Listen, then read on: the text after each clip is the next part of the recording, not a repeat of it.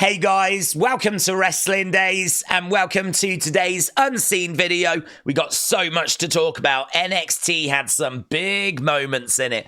But before we get to NXT, we need to talk about what everyone's talking about in the wrestling world. Corey Graves. This dropped just after yesterday's Unseen. I did do a little short on it. So my thoughts were out last night, but obviously we've had a lot of development, including Corey not being on NXT commentary tonight on NXT. So it all started with this tweet. Imagine chasing your dream, then being told, not deciding, that you're no longer physically able to pursue your dream. Then you dedicate your life to something dream adjacent and being pretty effing awesome at it. And then, when it's time to enjoy the fruits of your labor, being told you're not famous enough for your own job. Just in case you've wondered where I've been. This obviously got a lot of people talking, and it broke my heart, to be honest, because I really like Corey, and I really hate injustice. I'm like the Wyatt Sicks. I hate injustice. And Corey is so good at his job. For him to now be demoted to NXT because he's not famous enough, because, you know, Patters kind of took his seat instead. You know, it's so heartbreaking. I feel so sorry for him. So I did my little short video, went to bed, thought we'll see how this plays out, because clearly there was going to be more to this, right?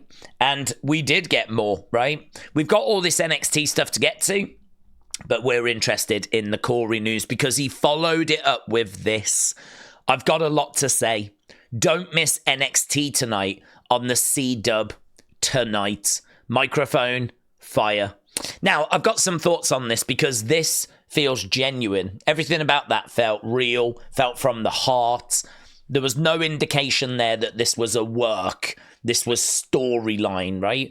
This, though, this feels storyline because he's kind of saying, I've got a lot to say, I've got a lot to get off my chest. And he's kind of implying that he's going to moan and complain about the situation he finds himself in during NXT, right? So he's going to use a show that is telling scripted drama, that is telling pre-planned matches and segments. He's going to use that to actually get off his chest his very real frustrations. That doesn't make sense. That doesn't make sense, right? So as soon as he put this out, it felt more like a work. It felt more like this was a story. It felt more like we were working and building towards something. Like, I don't think this tweet has done him any credit. I don't think he should have sent that. If it is a story, it would have been better without that.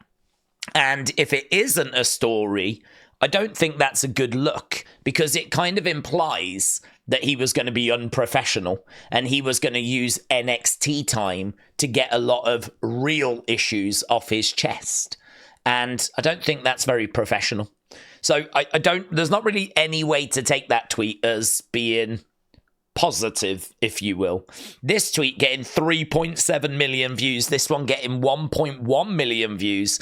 Obviously, we know the news would be that NXT just pull him off commentary. He's not on commentary tonight.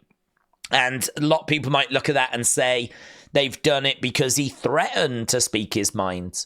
I don't know. We don't know if it's real or not, so it's very hard to kind of figure out what is actually going on. Just to kind of drive that point home, Briggsy, shout out to you. It hasn't been confirmed whether or not Corey Graves' recent posts are real or a work, but those close to Graves claim that it's real. So people close to him are saying that it's real, but then he might have clued them in, and he might have said, look, we're going to do this big storyline. If anyone asks you, anyone at all, you've got to tell them that this is all real. So I don't know. I'm still on the fence with it, right? Edward, shout out to you. Multiple sources claim that Corey Graves was legitimately frustrated with being moved to NXT. Many amongst talent and production within NXT were surprised to see Graves at NXT New Year's Evil show last week.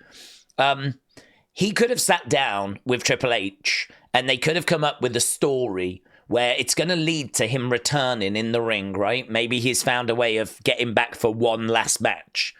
And it could be that they're starting to tell that story. It could be very well protected. It could be on a need-to-know basis. It could be hardly anyone knows that this is a story and that we're actually going through the motions and playing it out now. I genuinely don't know. That is definitely an option. The other option, of course, just as likely, is that this is real and that what we're seeing is a very good commentator struggling with the position they find themselves in, feeling like they're being treated unfairly, which, honestly, I mean, he's done everything that's been asked of him. I don't think that it's not that his work is up to standard. It sounds like he's been told you're just not famous enough. You're just not as famous as Pat. And as a result, NXT for you. So I don't know. I don't know if this is going to be real and we're going to see him suspended or something along those lines, or if actually what we're going to see is Pat versus Corey at WrestleMania. That would be pretty crazy because neither guy has been very active in a wrestling ring. So who's going to lead that match? Who would, like, I really feel like you would not want to do that match because who's going to be the ring general? It can't be Corey because he hasn't been wrestling. He hasn't wrestled in, I don't know how many years, right? 10 years, something like that, right? So he can't lead the action. And it can't be Pat because he's only had a few matches. So that doesn't really add up to me. That's not a match that makes much sense. I mean, it does if you have the two battling over, you know, the guy should have been the commentator and whatever, right? You could do that. But actually, the bell's going to ring. And what do you do then? I don't know. I don't know where it's going. I don't know if it's real, but it's very interesting. Right, let's get to NXT. We know the end result was Corey was not on commentary. So, here we had Shawn and Roxanne talking in the background. We didn't hear what was being said. Roland just wondering if this could be a Rumble call-up. She didn't seem thrilled at the news. They were just chatting. So, I don't know. It might be that she just got told you're wanted for Friday or something like this, right? But I didn't see a big kind of reaction as if she's just been told she's going to be in the Rumble. But, very interesting. They wanted you to see this. They wanted you to see Roxanne and Shawn having a chat in the background. Oh, my God, this. So, this was on NXT, right? There they are in the background. Shawn and Roxanne. If we actually skip. So, this was the kiss between Karmen and Ashante. People say that this was botched. So here, look, she brings him in. And did they mean to kiss on the lips? This is the question. Did they mean to kiss on the lips? Was this botched? Look, she grabs him, brings him in, and then kisses his cheek. I mean, like, I feel like she's kissing his cheek. He is, I don't know what he's doing. I think that it's very weird to grab someone and go, come here, and then kiss them on the cheek. I do understand why people are like, that's weird. I mean, if you're going to be that passionate where you're going to grab the scruff of their neck and pull them in, you're probably going to kiss them on the lips to go, come here, you. And then you give him a little peck on the cheek. Yeah, there was people wondering if that had been botched or not. I'm not sure. But if we've had a botched kiss on NXT, that'll be the greatest NXT moment ever. Right, finisher 010 said, that's not JC Jane. Well spotted, dude. I did not even spot this. So there, right, we've got JC Jane and we've got Isla Dawn. They didn't put Alba Fire's picture there. They put JC instead. Yeah, very, very well spotted that. Didn't even notice it, so very, very good. Then we had DIY. So they said they wanted front row seats to watch Fraxium's title defense, which of course they did, and Fraxium retained. And so it looks like Fraxium against DIY is a match that we're going to be getting, and I'm definitely here for that. Then we had Bayley come out at the end, which was really good. She actually stepped up to Roxanne Perez, looks like, and they brawled. These two getting into it as the show came to an end. I was told in America you never actually saw the brawl, which obviously very disappointing. It's out there, though. It's all over social media. So you can see it. I mean, there wasn't much. There was a shot and then a takedown. They were rolling on the floor for like a second, and then we got a black screen. So you really did not miss much. But Bayley and Roxanne got into it. And so could you imagine if we get Fraxium against DIY, Bayley against Roxanne? Like, what are we building towards? What card is this going to be on? I actually don't know what the next, like, NXT PLE is going to be. I don't know when that is. But this is like a monstrous card. Bayley Roxanne is amazing. DIY Fraxium, sign me up. Like, and I think we've got Eddy and Oba as well, kind of bubbling away. So, and of course, we found out that Shotzi is going to be taking on Fallon Henley soon as well. So lots of movement in NXT this week. Not only that, look at this. Masha Slamovich. She was actually shown in the crowd. TNA said the Knockouts World Champion making her presence felt on NXT ahead of her Clockwork Orange House of Fun title defense against Rosemary this Sunday at TNA Genesis. So there we go. Masha Slamovich was shown in the crowd with the TNA Knockouts Championship. We got a win for the Meta Girls, Lash and Jakara. That now means that they are the new #1 contenders for the women's tag titles. Those are the belts that Bianca and Naomi have got. That is going to be a fun match. Bianca and Naomi defending against Lash and Jakara. So very good. This was really fun. Why, said Robert Stone.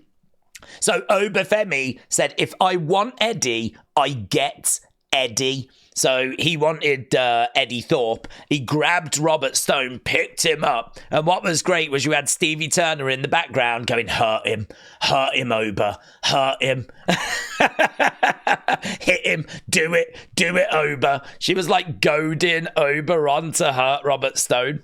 I thought it was really, really fun. I really liked that segment. Oba Femi apparently quoting Thanos. So I wrote it down.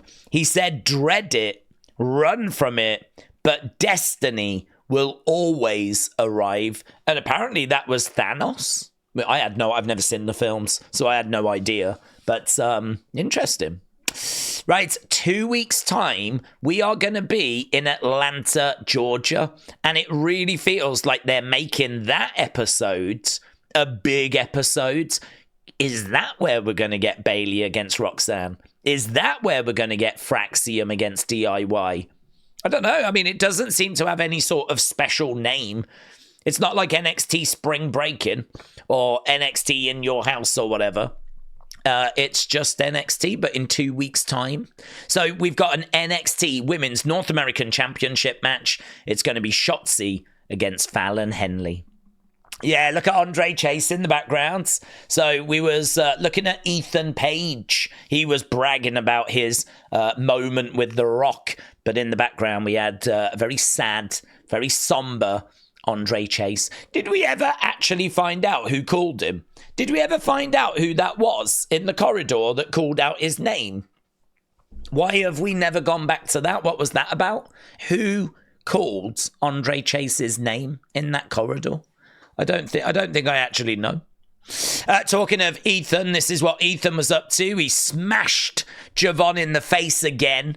And he also did in Dante Chen's leg. So I think this is the best work we've been doing with Ethan. It's the most captivated that I've been with his character since he arrived. I kind of wish that he'd come in and done this from the start, to be honest. But we're doing some good stuff at the moment with him. As well as that, Mickie James was backstage at NXT tonight. This is via Lola Vice's IG story. So there we go. Mickie James was apparently backstage. Mickie James with Lola Vice. So Shaquem, thank you. So that was NXT. Let's go over to WWE because we've got lots of bits in here. There's quite a bit in here to do with Paul Heyman because Heyman was actually on the Impulsive podcast tonight. So Heyman reveals the lengths that he went to for that iconic "You're Not My Tribal Chief" segment. So this is when he said that to Solo, got attacked and written off TV. He said he didn't shave for several days. He didn't wash his hair for several days. He said he ate like shiz the whole week, just so my skin colour was a bit off. I wore no makeup, and intentionally I wore a suit that didn't fit me well. So when it's time for me to say "You're not my tribal chief," and I'm in tears, it's easy for me because I feel awful. So there were suspicions that he'd gone to some of these lengths, but didn't realise he'd gone quite that far. So there we go. Kelly the Wise Lady, I think this is excellent. And it's one of those where you go, oh man, how did we not spot that at the time? But I think this is probably true. Kelly the Wise Lady said, I don't know if anyone else has noticed, but there's only one ECCL31 and there are 17 J13 right? That would be 117, which is Friday's date. That's SmackDown. And we know that the Wyatt Sicks have apparently moved or are moving to SmackDown. I actually don't know if it's in this folder, but I have had people saying that the Wyatt Sicks are still showing as Raw superstars, so they haven't moved. I mean, all I would say is they're not that quick at updating the superstar list. Plus, also, they might wait for them to actually move before they do it, so I wouldn't read too much into that WWE superstars kind of list that's on the website. Because that, doesn't really update that quickly. They have put Penta on, in all fairness, but it makes sense to add Penta. He's just made his debut. He's actually wrestled a match on the show. So he's very much here. He's very much a Raw superstar. But perhaps they're just waiting for the Wyatt Sicks to move over. So that's not enough for me to think it's not going to happen. But I love this, though. I thought that was a great theory. Right, talking of Karrion, he says, do you think I forgot? And the hell of it is what we are. We finish and we wish we could start again. Our skin tears away as our memories fade with age. And we don't even know till it's gone. Gone. So I don't really get the lyrics part, to be honest. But we've got this here. There's no clue where he is.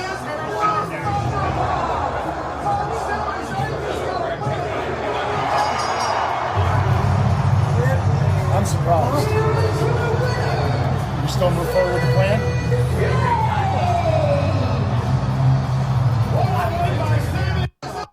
So Karrion is watching Miz versus Sammy from Monday, and he says, I'm surprised. Do we still move forward with the plan? And Scarlett says, of course, or something along those lines.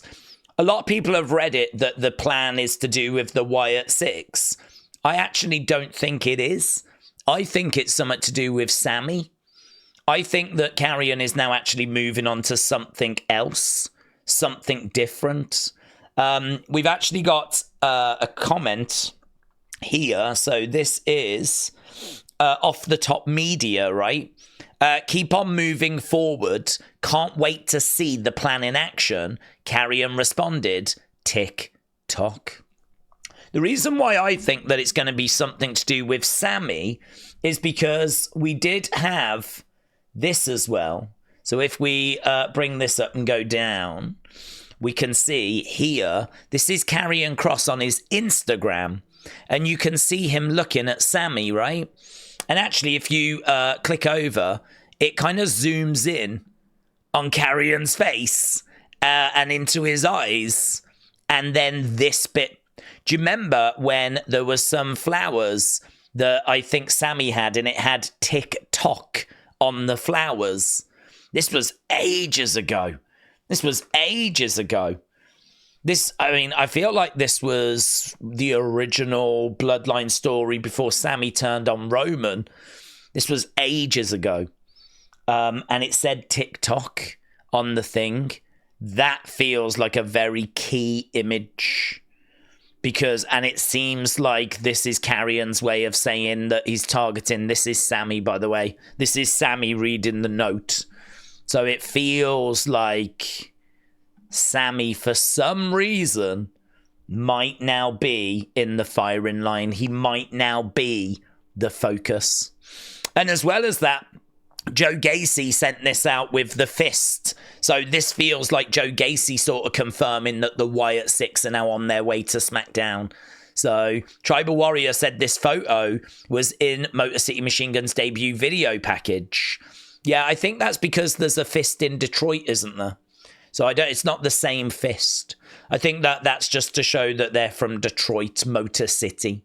The SmackDown fist, though, I mean, that is obviously an indicator of SmackDown, and so it feels like Joe Gacy is kind of confirming that they're on their way to SmackDown. I've had a lot of people saying, do we think Final Testament are going to go? And they could. We don't know. We really don't know. We don't know who's going where. We don't know how this transfer window is going to shake out. The only thing I would say is because of what we've just looked at and because of like the little clues that Karrion has kind of given us, I get the feeling that even if they do, I don't think it'll be Final Testament Wyatt Sicks. I think it'll be Final Testament against Sammy, maybe Jey, maybe Jimmy. I don't know. I mean, Sammy's going to need some friends, isn't he? I don't think he can take on Karrion and AOP and Paul Ellering and all that on his own. So, I don't know. If we are going to enter into a feud there, I don't know what that feud looks like. Interesting. Right, Hulk Hogan is reportedly set to return at Saturday night's main event on the 25th of January. So, get excited, kids. Look, there's Christopher absolutely loving it. Right, WWE does not plan to run endless amounts of time every week. They are still managing an internal clock where they want to end the show. Apparently last night there were dart matches, but what they've said is that they want the shows to end at a certain point. I think that point is 2.5 hours to 3 hours. And the reason why they want that is because they don't want to just keep going on and on and on. They don't want the wrestlers to feel that they can just do what they want when they want. They don't want that doesn't matter attitude to sneak in. WWE has had to be a well-oiled machine, well, you know, since it's been on TV, because you can't just go over your time. And why would we want to start allowing those bad habits to come in now? It's best to keep everyone on their toes, because who knows, Raw might have to go back to a TV station after this Netflix deal. And all of a sudden, if you've got wrestlers not used to sticking to times, that could become a problem in the long term. So I think it's right that we make sure that the wrestlers are sticking to their allotted segments. They're not going over their segments, and that we really do try and find a way of kind of having this still coming in at like 2.5, 3 hours. A lot of people would say that's fine, but why could we not have had like a Wyatt Sicks segment to have took us to 3 hours? You know, we could have added extra and we could have got the Wyatt Sicks on the show. I can't answer that. I don't have an answer for that. The only thing I can say is I don't think they were there. But then, of course, you would say, well, we could have planned it in advance, and I would agree. So I don't know. I don't know. But what I do know is that Triple H has said that he thinks the ideal runtime for Raw is about 2.5 hours. He said this a little while ago. I think we covered it in Unseen. I think 2 hours is too short. We kind of know that from the recent Raws. But sometimes 3 hours can feel too long. That sweet spot feels like it's 2.5. So I said this, I think, in the opinions video. I wouldn't look at 2.5 hours as being half an hour short. I would look at that as being probably what they're aiming for, right? Charlie, shout out to you. I want to put my life at risk in the ring. I felt like I didn't risk it enough in the ring. I want to scare my mother. Logan Paul said, then get in the ring with me. So there we go. Logan stepping up and challenging Bad Bunny. And actually, I don't mind that match. It's two people that I don't give a flip about facing each other. And honestly, I mean, just hope that like some black hole opens up and swallows them both during the match. But you know, that wouldn't bother me. Like if Bad Bunny gets a win over Logan, or if Logan gets a win over Bad Bunny, fine. You know, keep it a minute long and wonderful. So I'm down for that match, actually. There was another bit of news as well, and I'm amazed that it's not in this folder. I don't know what's happened to it. But obviously word was doing the rounds that Penta had actually gone over quite a bit over his allotted time. And apparently backstage they weren't too worried. You know, debut, and I'm sure they had a little word like try and stay in your time a bit more. But it weren't like, you know, he's been fired or anything crazy. They weren't too worried about it. But apparently there were others backstage that were a bit frustrated, because I think they knew that their segments would probably now lose a bit of time. Because Triple H really does want to try and keep to, you know, he doesn't want it to just run endlessly. So apparently the Penta segment did overrun. I think that came from PW Insider as well, a really good source. So that's the WWE folder. Let's go Alexa, because this is... could be nothing, right? So here, Alexa Bliss's new banner. What does it mean? So she's put this as her new banner. Brady, thank you. Here's Alexa responding. It's just a new 2025 revamp, lol. It's nothing crazy. So she's just saying, don't read into it. It's just a bit of a revamp. It's fresh for 2025, right? But then people have pointed out that she's cleared her Instagram bio, she's cleaned her X bio, she's got rid of like a load of information that was in her bio, and people are like, oh my god, what does that mean? Because does that mean that she's no longer going to be a WWE superstar? Does that mean that there's a new character on the way? Does that mean, what does it mean? Some people have pointed out that it did say catch me on a Monday. So people are like, oh, this definitely means she's going to be coming back on SmackDown. And I don't know. I mean, she has cleaned it completely off. And so she's got room now to say whatever she wants to say. It might have nothing to do with what show she's going to be on. It could be that she's going to come back with a new character and she's going to, you know, use the bio to kind of explain this character or share some thoughts from this character, or who knows? It could be absolutely anything and also nothing. So, again, something to just be aware of. The only other thing is 2 hours ago, Brady tagged me in this. You can see she's got this sad as fudge balloon. And here it said, in a world of Mondays, be a Wednesday. Right? So she's got a Wednesday Addams kind of top on. And the song is, I think, is it Evanescence? Save Me. You know, that wake me up inside. That one. So... I don't know what she's trying to communicate here. She's being quite cryptic. It's always hard to know if this is coming from her as a person or if it's her character that's kind of showing the start of her journey towards returning. I don't know. To be honest, I look at this stuff and I'm like, I don't feel like there's anything too tangible there. I don't feel like there's anything that I can really get my teeth into. Her deleting her bio, updating her banner, putting out a bit of a cryptic thing, but something which might not be wrestling related. Don't know. We're going to have to wait and see. The Alexa stuff is very, very confusing. It's just not clear. Right, let's go down. There's a bit of Raw stuff here. Lovely. Dakota said, it may not have been my night, but if anything, my journey proves this isn't over. With my whole heart, thank you. I love you forever. So, Princess Kutab Itch, thank you. Here we go, PW Insider. There were some talents obviously not thrilled, as you can imagine. Penta went way longer than planned. between the match and the post-match, which led to time being trimmed from other segments on the show. So it was in this video. Lovely. Here's Gunther. So here's Gunther.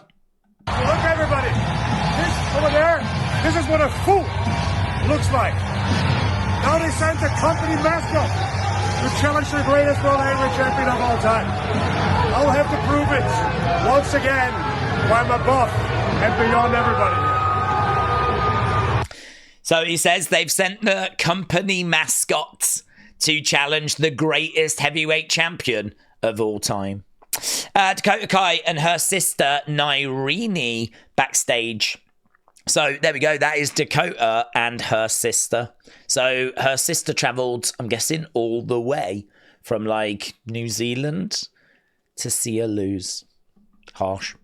Right. The match has now been scrapped, with reasons for the change unknown. So Sportskeeda are reporting that Rey Mysterio against Kofi Kingston singles match was the original plan for next week's Raw. But apparently that is not the case now. And no one knows, well, someone knows, but no one's been able to establish why. Kian, shout out to you. So the second episode of Raw on Netflix from last night has taken the #1 spot on Netflix top 10 programs in the US. And we've got a few more updated countries, so updated data. So top 10 show in 26 countries. This is the debut Raw at 5.9 million views to date. And I think they said 59 million views so far, like worldwide. So there we go, like the numbers still coming in for that premiere episode. I don't know how that compares to a normal episode of Raw, to one when it was on the USA Network.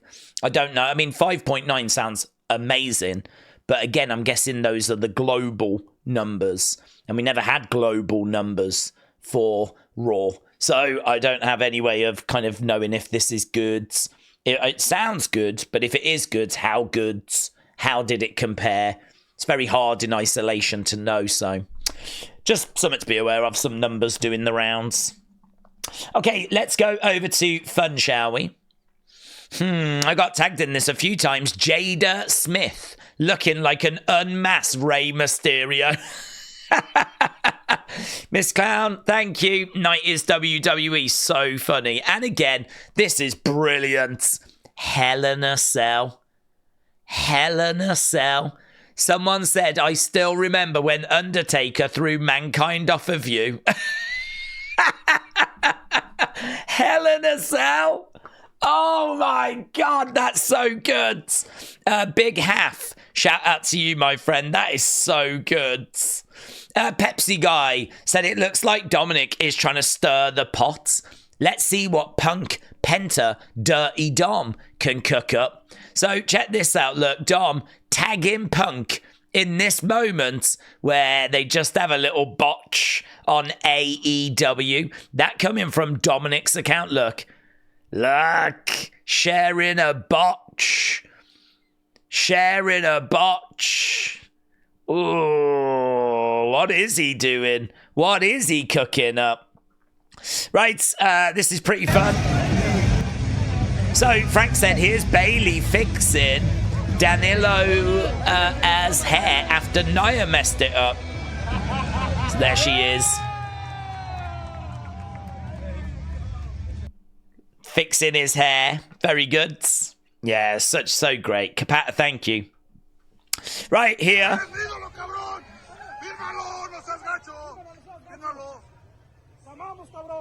Eres una verga, cabrón, la neta, te la rifaste.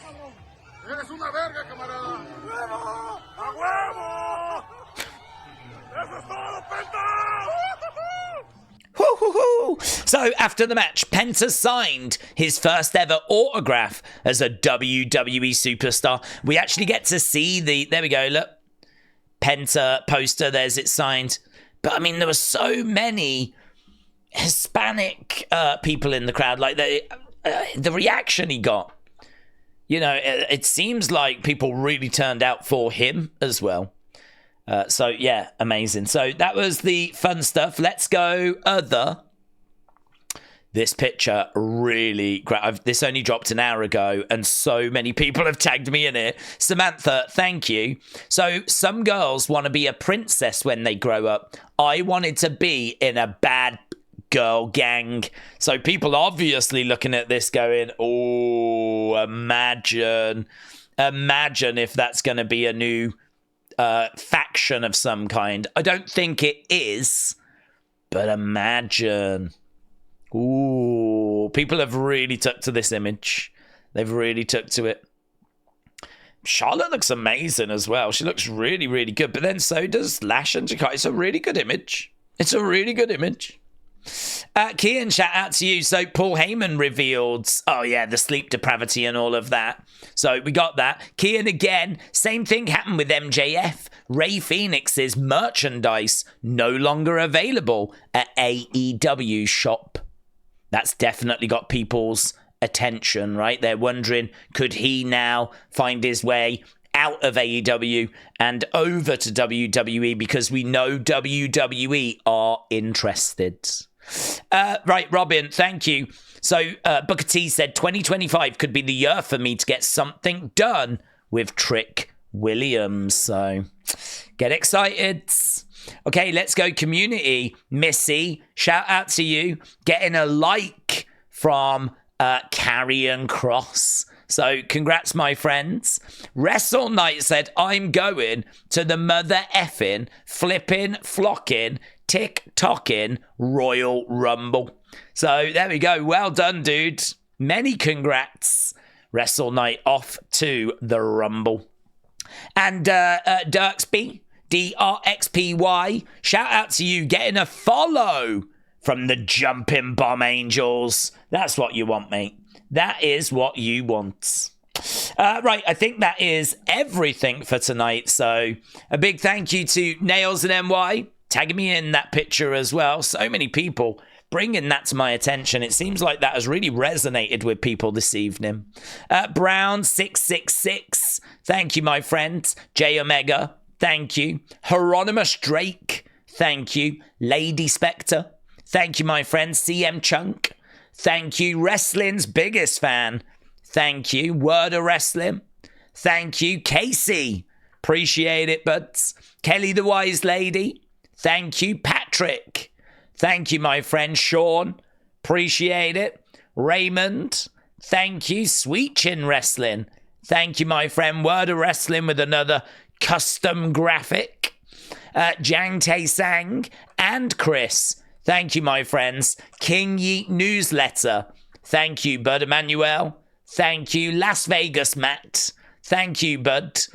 Real Wrestling Fan, thank you. Babs the Barbarian, appreciate it. Solo Sokoa, I love you, Solo, thank you.